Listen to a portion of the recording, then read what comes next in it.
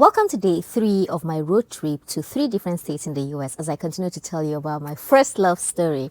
So, after that very rude and unexpected heartbreak, I put the pieces of my heart together and moved on. In that season, I had this other friend who also used to come see me at the shop, and they both knew each other, He was just an amazing guy as well. He would always call me at night, would pray together before we went to bed. He would always tell me about books and spurred my interest in reading and stuff, would always bring me books and stuff like that.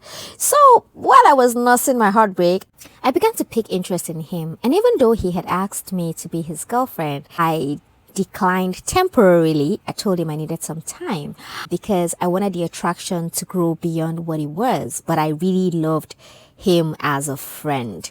So while this was going on, the semester was over and Dixon came back home.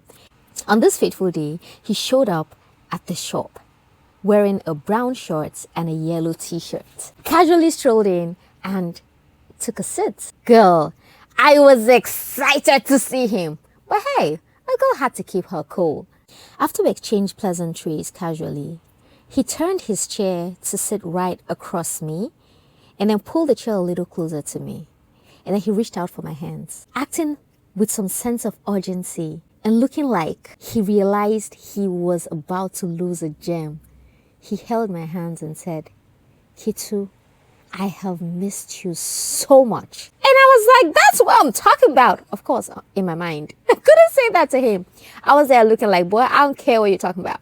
Anywho, I digress. And he says, "I want you to be my girlfriend." Boy, line I've been waiting for. In that moment, I wasn't sure whether to just outrightly say yes or, just take some time, given that, I have never really dated before.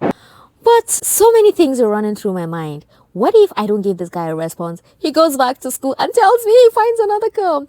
And then you know what? I wasn't willing to take that chance. So what I did was to go all 100 yards. Because one thing I know for sure is you can't play with me like that. So I asked him questions about why he never reached out, what happened. And he told me about how he struggled with settling in accommodation. I was like, but when I asked Gayob to tell you hello, why didn't you ask for my number? Why didn't you reach out? And he just made up stories. And well, I already like the boy. So it was easy to take whatever story he told, and I just said, yes, I want to be your girlfriend.